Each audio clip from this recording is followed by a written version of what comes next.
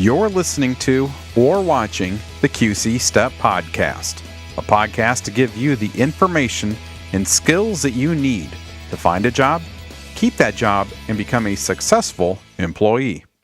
My name is Corey Finneran, and welcome to the 35th episode of the QC Step Podcast.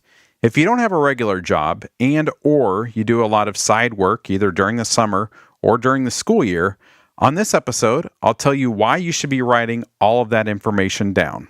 But before I do that, let's take a look at this week's job leads.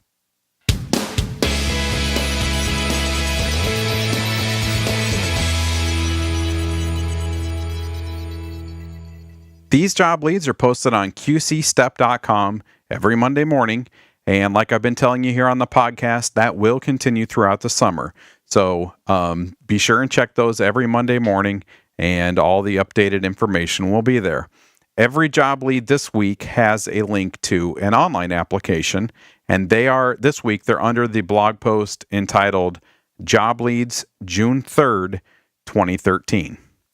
So to start things off with Hy-Vee stores that are hiring, the Moline Avenue of the City store is hiring night stock and kitchen clerks. The Silva store is hiring bakery clerks and produce clerks. Some other businesses that are hiring would be Kmart in Rock Island. They're hiring cashiers.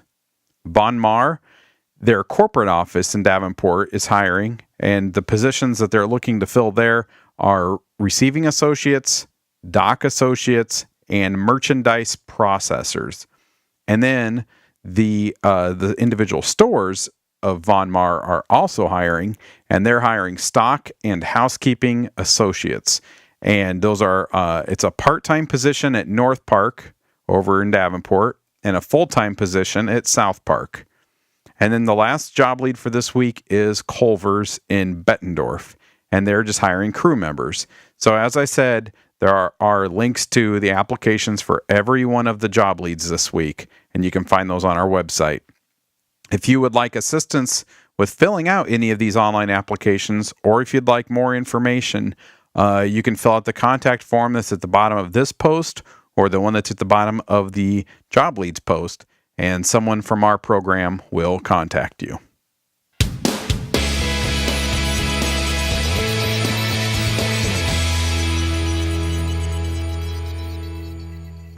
The summer season brings a lot of opportunities for side jobs or jobs that pay under the table.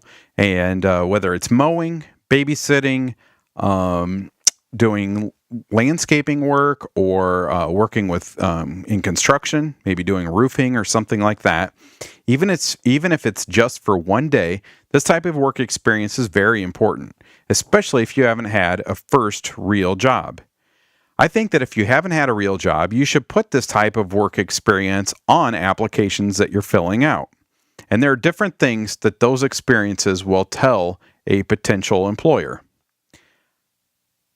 First off, it tells them that instead of sitting around in the air conditioning and playing video games, that you actually got out there and worked. It shows that you want to work, and it shows that work is important to you.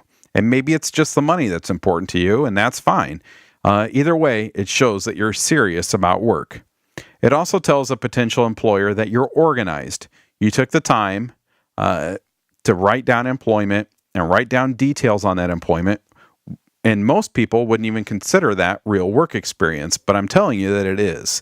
And if you take the time to write down the details on all of this type of on these types of side jobs that you do, it tells a potential employer that you are organized and you're serious, and they will they'll like that because those are characteristics that they want in employers.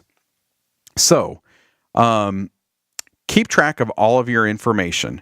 Write down the dates that you worked, write down what you did, what you were responsible for, what your tasks were, and write down how much you were paid if that person that hired you is willing to do it.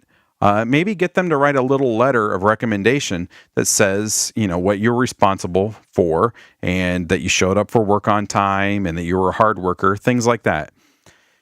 You will find that when you apply for your first real job, you'll feel much more confident turning in an application that has this type of experience written on it rather than basically just handing in a blank application that has your name and address and things like that. So turn what you might consider to be no work history into legitimate and organized work history by keeping track of your summer side jobs, or really any side jobs that you work. It doesn't matter what time of the year it is. If you're a computer person, maybe set up an Excel spreadsheet or something else. Put it into a Word document or something. Just keep track of it. Or if you're a paper and pencil type of person, keep it together and keep it in a safe place and stay up to date with it. When it happens, write it down. Don't assume that you're going to remember, and the next thing you know, a couple weeks have gone by and you can't remember what day it was that you worked, or days. You don't remember exactly what the person's name was that hired you. Get all that information when you're working the job, and I think that you'll find that things will be easier for you if you're more organized.